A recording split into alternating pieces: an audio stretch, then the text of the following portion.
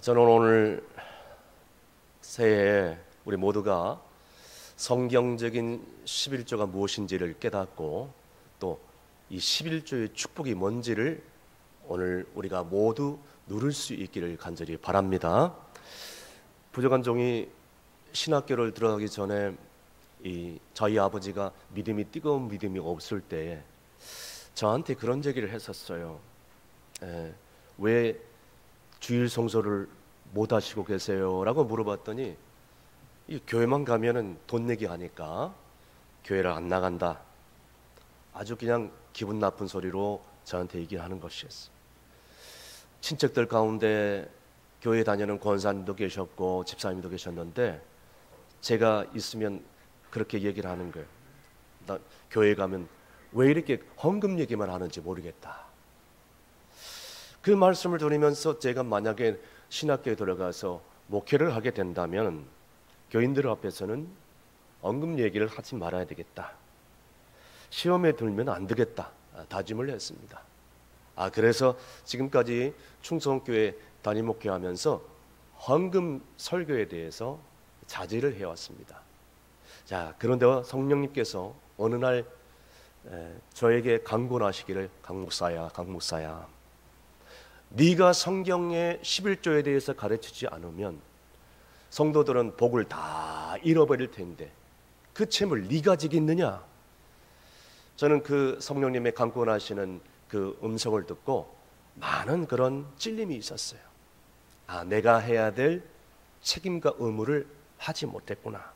그래서 1년에 한두 번 정도는 제가 정식으로 말씀을 드리니까 오늘 이 헌금 설교 들으면서 특별히 11조에 대한 설교를 들으면서 시험에 들지 마시고 또 이 말씀을 하나님의 말씀으로 받아들일 수 있기를 간절히 바랍니다. 그렇다면 성경적인 11조가 어떤 것인가? 그러면 11조의 축복이 무엇인가? 그럼 우리가 어떻게 살아야 되는가? 오늘 이 시간 하나님의 음성을 듣고 말씀을 통하여 우리 삶 가운데 베푸시는 놀라운 11조의 복과 은혜와 사랑을 넘칠 수 있게 여러분들이 누릴 수 있기를 주의 이름으로 축원합니다. 첫 번째, 11조 헌금을 왜 내야 됩니까? 11조는 하나님의 명령이기 때문입니다. 오늘 먼저 본문 22절 그 다음에 28절 연이어서 읽도록 하겠습니다. 다 함께 읽습니다. 너는 마땅히 매번 토지 소산의 11조를 드릴 것이며 매 3년 끝에 그의 소산의 10분의 1을 다 내어 내 성읍에 저축하여. 아멘. 오늘 방금 읽은 22절의 말씀에 나와 있는 것처럼 22절에 뭐라고 나와 있습니까? 11조의 율법에 의하면 마땅히, 그러니까 당연히 매년 토지 소산의 11조를 내야 된다. 더 나아가서 매년 3년마다 또 다른 11조를 내야 된다. 그래서 신학적으로는 이것을 제2의 11조라고 얘기를 하는데요, 11조는 우리의 선택사항이 아니라는 거예요. 하나님의 명령이고 성도들이 지켜야 할 당연한 그런 의무라는 것을 우리가 잊지 말아야 된다는 것입니다. 그런데 흔히들 이단 사이비들은 11조의 구약의 율법인데 왜 이 구약의 율법을 성령의 시대를 살아가는 오늘날 그래도 지금 불경기고 경제 불안 가운데 힘들고 사는 사람이 왜 굳이 그렇게 11조에 대해서 우리가 강요를 받아야 되느냐라고 반문하는 사람들이 있어요. 그런데 이것은요, 정말로 하나님의 말씀에 대해서 너무너무 무지하고 하나님 말씀에 대해서 모른 데에 나오는 그런 태도라고 볼 수가 있습니다. 여러분, 11조의 성경적인 그런 근원, 기원이 어디서부터 시작됐습니까? 그걸 알려면 창세기서의 아브라함에 대해서 우리가 깊이 연구를 해야 됩니다. 아브라함이 소돔과 고모라와의 그 전쟁 가운데서 롯의 그 가족들을 구원하기 위해서 그 전쟁을 다 치른 다음에 그 전쟁에서 하나님의 은혜로 그 전리품을 다 모아서 자기가 가지고 간 것이 아니었어요. 그 전리품들을 그 샬렘 왕 멜기세덱 앞에서 10분의 1을 바친 데서부터 거기서 11조의 기원이 시작됐다라고 볼 수가 있습니다. 그 11조가 아브라함에서 이어지죠. 이삭에 대해서 이어지죠. 야곱에 대해서 이어지죠. 그 다음에 신약 성도들에 대해서 이어지죠. 오늘날 이 현대를 살아가는 성도들까지 계속적으로 이어오신 거예요. 그래서 예수님 시대에서도 예수님께서도 11조에 대해서 강조한 말씀이 있었어요. 마태복음 23장 23절에서 24절에 우리 주님께서 친히 이렇게 말씀해 주셨어요. 다 함께 읽습니다. 화 있을진저 외식하는 서기관들과 바리새인들이여, 너희가 박하와 회항과 근처의 11조는 드리되 율법에 더 중한 바 정의와 궁일과 믿음은 저버렸도다. 그러나 이것은 해하고 저것도 버리지 말아야 할지니라. 더 나가서 맹인된 인도자여, 하루살이는 걸러내고 낙타는 삼키도다. 아멘. 맹인된 인도자여, 하루살이, 주정헌금, 일천번제, 감사헌금, 기타 헌금 이런 것들은 드리면서 걸러내고, 낙타, 아주 중요한 11조는 걸러내도다, 삼켜내버려다, 이렇게 말씀하고 있습니다. 여러분, 말세가 다가오니까 성도들이요, 이 조그만 돈 이런 조금씩 바치면서 큰 온전한 11조 생활을 하지 못하는 것에 대해서 예수님께서도 이 말씀에 대해서 지적을 해주고 있습니다. 더 나아가서 말라기서 3장 8절에 이런 말씀을 해주셨습니다. 다 함께 읽습니다. 사람이 어찌 하나님의 것을 도둑질하겠느냐? 그러나 너희는 나의 것을 도둑질하고도 말하기를 우리가 어떻게 주의 것을 도둑질하였나이까 하는도다. 이는 곧 11조와 봉헌물이라. 아멘. 하나님께서도 10계명을 주셨는데 그 10계명 8계명에 뭐라고 나와 있습니까? 도둑질하지 말라라고 나왔습니다.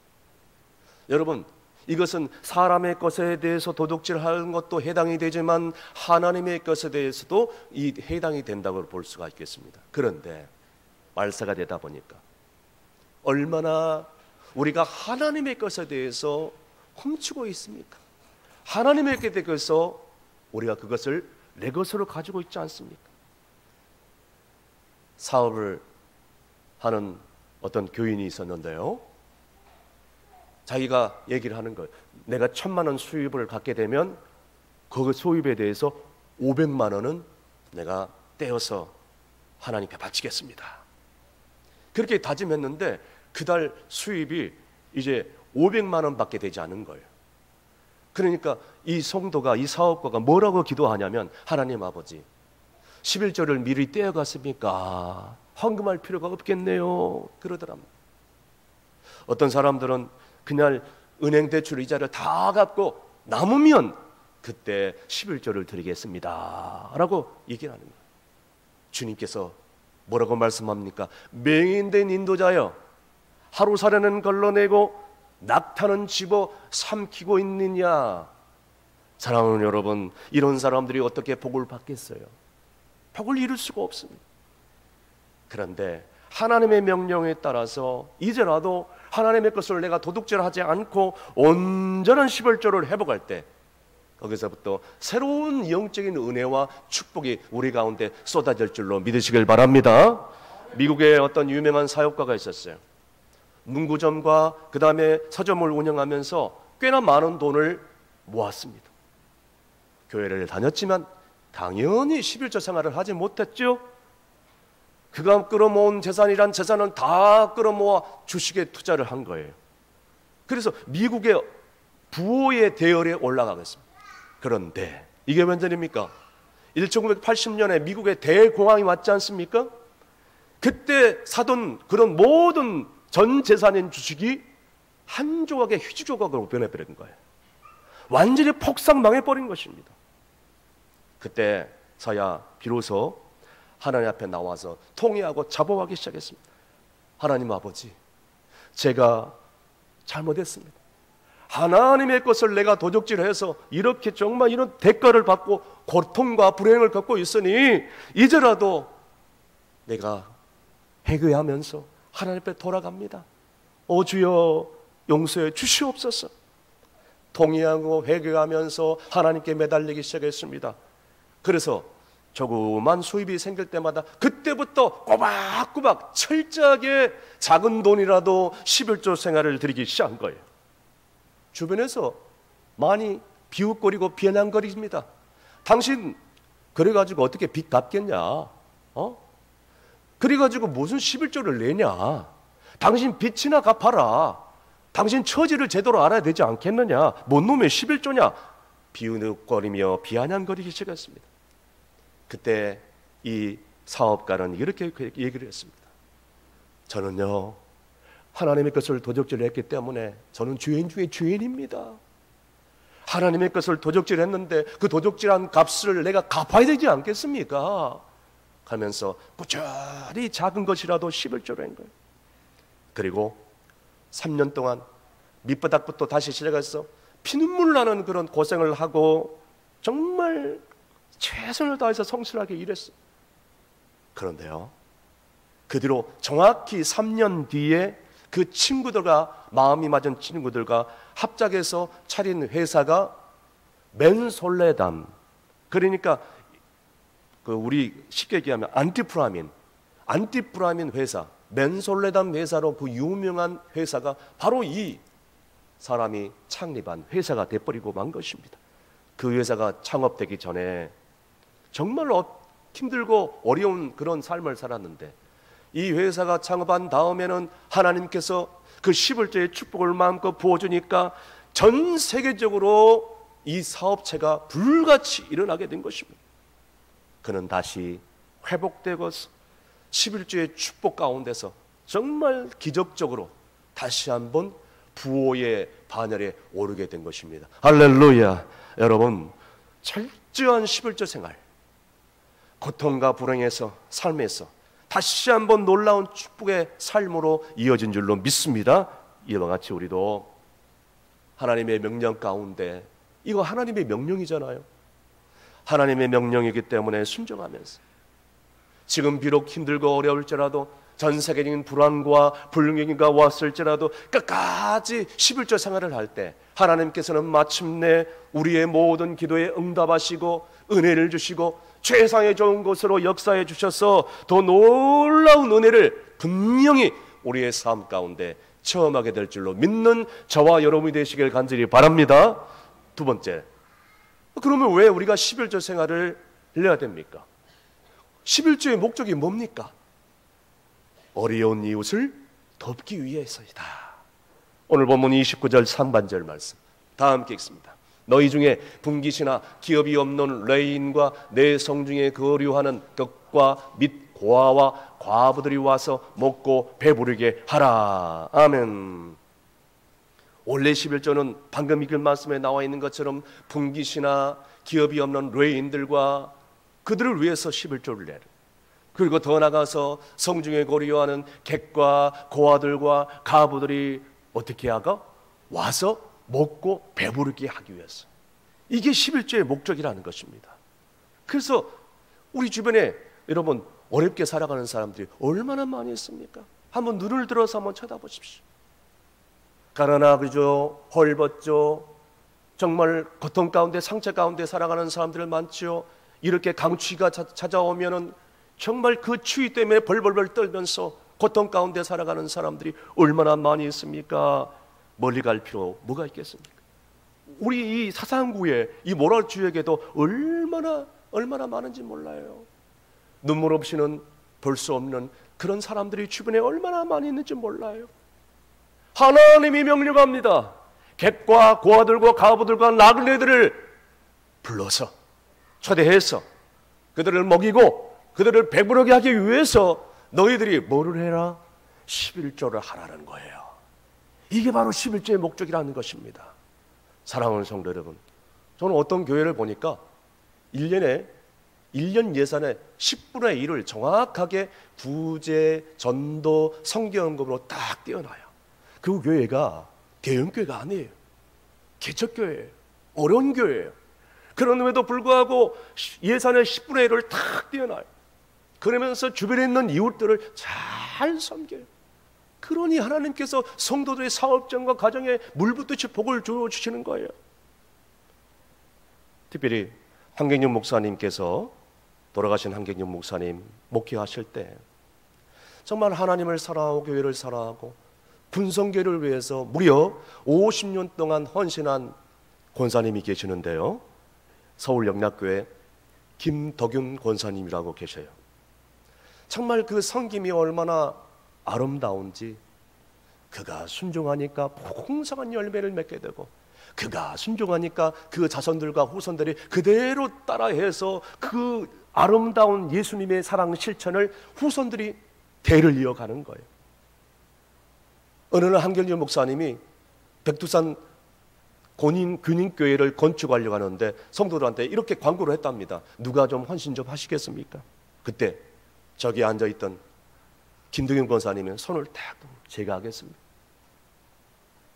그래서 50년 동안 그냥 평생도록 분석을 했는데, 당시 백두산 군인교회를 건축하는데 예산이 얼마 예산이 책정됐냐? 4천만 원. 여러분, 그 당시에 4천만 원요, 지금은 40억 이상입니다. 제가 다 하겠습니까? 전액을 헌신해버린 거예요. 그래가지고 영락교회가 그냥 이 권사님이 마중물이 돼가지고 헌신하니까 영락교회 모든 성도들이 그냥 제가 하겠습니다, 제가 하겠습니다. 현재 우리나라에 정말 이 100곳의 분인교회 중에 60교회 이상을 이 영락교회, 서울 영락교회가 건축하고 개보수한 거예요. 그 역사와 전통을 계속 이어가고 있는 것이에요. 여러분, 윗물이 맑아야 아랫물이 맑다는 말이 있듯이, 여러분, 누가 그 전통을 이어갑니까? 이 김동현 권사님이 이렇게 헌신하니까 사돈 권사가 제가 가만히 있을 수 있겠습니까?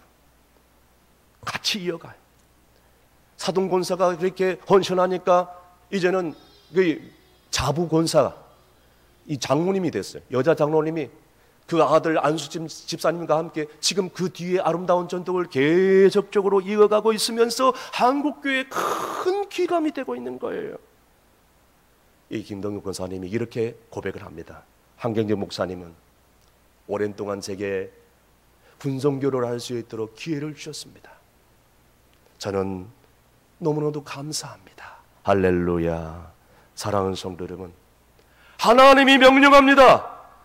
너희가 드리는 11조 예물을 통하여서 객과 고아들과 가부들, 어려운 레이인들을 와서 먹고 배부르게 하라, 배부르게 하라, 배부르게 하라. 여러분, 이 권사님의 신앙의 전통을 우리가 이어받아서 십자가의 그 은혜가 감사하고 십자가의 그 은혜에 감격받아서 즐겁게 기쁘게 우리가 드려질 때, 우리 주변에 수많은 어려운 이웃들이 우리의 사랑을 정말 통하여서 그들의 영혼이 살아나고 그들에게 하나님의 사랑이 증거될 수 있다면, 여러분, 하나님께서 얼마나 기뻐하시겠어요?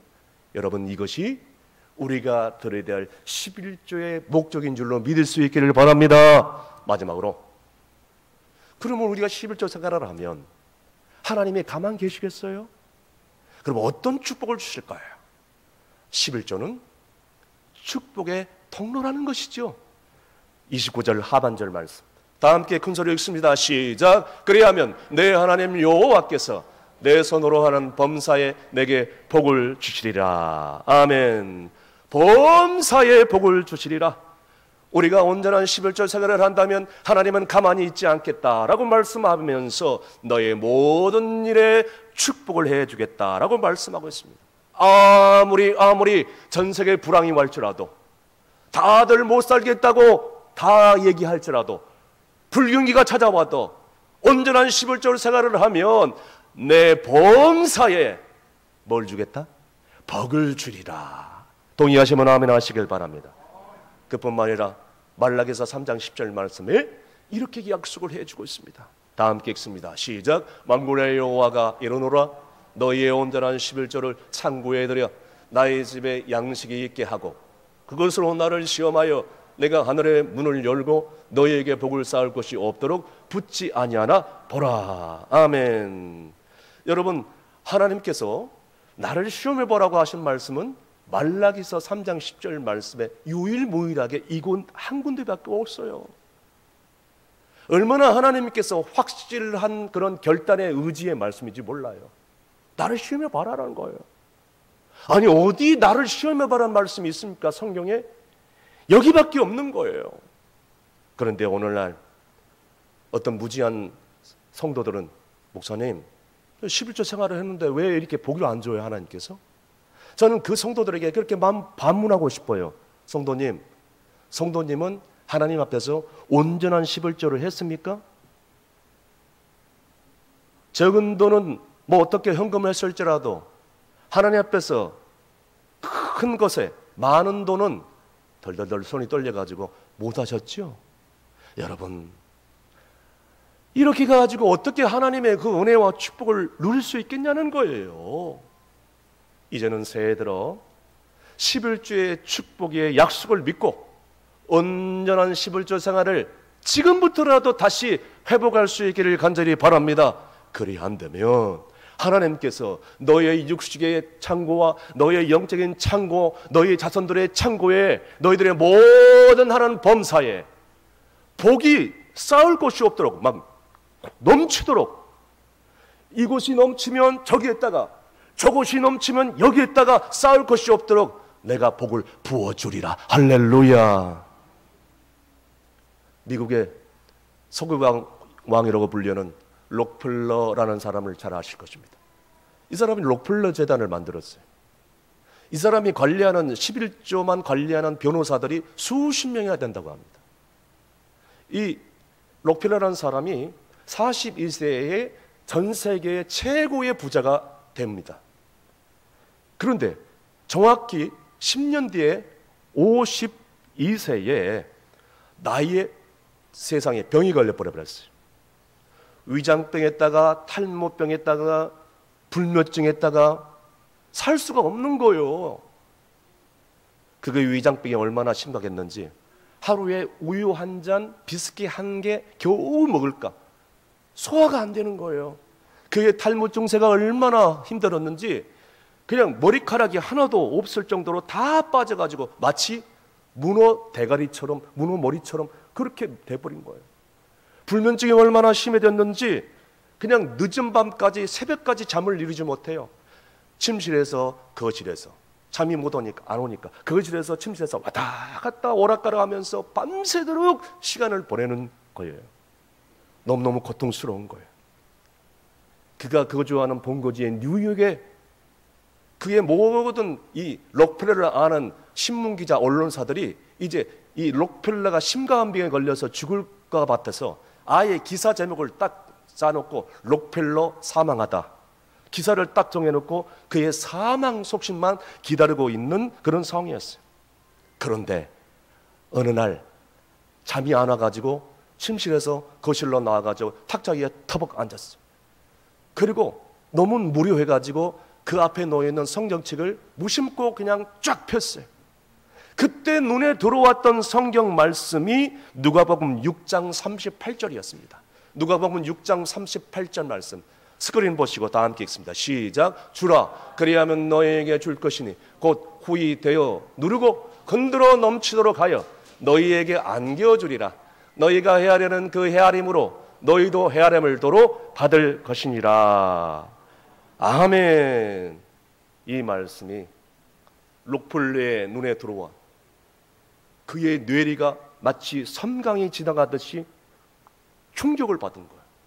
아, 내 지금까지 인생 잘못 살았다. 주고 나누는 삶을 전혀 살지 못했구나. 그가 자신이 지금까지 살아왔던 삶이 잘못된 삶이라는 것을 말씀을 통하여 깨닫기 시작하는 거야. 주고 베푸는 삶에 너무나도 무관심했구나. 돈을 모으기만 열중했고 자기 사업을 확장하기 위해서는 내 앞에 눈앞에 모인 모든 적수를 다 깨벗어버리고 자기 사업체를 확장하는 데만 막 정신에 쌓여가지고 그렇게 살아봤구나. 너무너무 후회가 되는 거예요. 주는 일, 나누는 일 너무 무관심했구나. 깨닫기 시작했어요. 날이 새기만을 기다려서 날이 새자마자 수석비서에게 전화를 했어요. 그리고 지시를 합니다. 나누고 베풀 수 있는 방법을 찾아봐. 최대한도로 역량을 동원해서 나누고 섬길 수 있는 일을 찾아봐. CEO가 그렇게 명령하니까 이제 뭐 이 회사가 뒤집어진 거예요. 록필러 세운, 그래서 이 세운 재단이 바로 록필러 재단인 거예요. 이 록필러 재단이 무슨 일을 하냐? 주고 나누고 섬기는 일, 오로지 이런 일을 하는 거예요. 그렇게 나누고 주고 베풀고 살아왔더니 이 록펠러의 삶 가운데 놀라운 변화가 일어나는 거예요. 소화가 되기 시작하는 거예요. 빠진 머리가 생겨나기 시작하는 거예요. 잠 한숨도 자지 못한 불면증에 시달리는 이 록펠러가 편안한 수면을 취하는 거예요. 여러분, 이렇게 하나님께서 은혜를 주시니까 그 후에 록펠러가 98세까지 무탈하게 장수를 이루고 보람있게 최선을 다하며 살았던 것입니다. 할렐루야. 오늘 말씀의 결론을 내립니다. 11조의 축복이 무엇입니까? 왜 우리가 11조를 해야 됩니까? 왜 우리가 이렇게 힘들고 불경기에 어려운데 왜 하나님 앞에서 꼬박꼬박 온전한 11조를 해야 됩니까?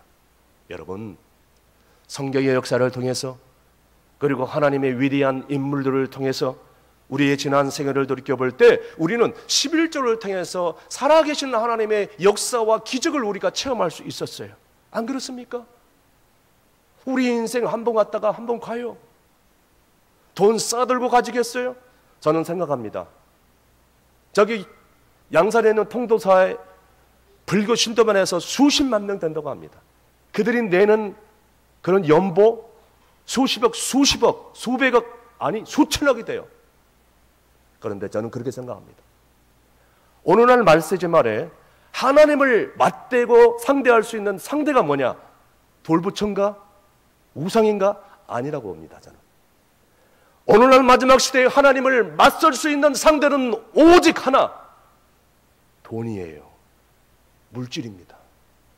그러므로 오늘 이 말씀을 통하여서 정말 지금까지 우리가 모으고 가지고 누렸던 것 언젠간 다 놓고 갈 때가 오는데, 여러분, 그것이 내일이 될지 모레가 될지 모르는데, 그런데 우리가 주님 앞에 설 때 하나님의 명령을 따라서 하나님께서 원하시니까 주님을 위하여 고통당하는 이웃을 위해서 이제는 온전한 11조를 드릴 때 그것이 마침내 축복의 통로가 될 줄로 믿습니다. 새해에도 우리가 온전한 11조를 드리게 될 때 하나님께서는 우리에게 가만히 있지 않으시고 우리 자자손손에게, 우리 사업장에, 우리 가정에 천배 만배로 갚아주시고 우리를 하나님의 축복의 통로로 삼아주시고 정말 우리 일생뿐만 아니라 우리 자손들까지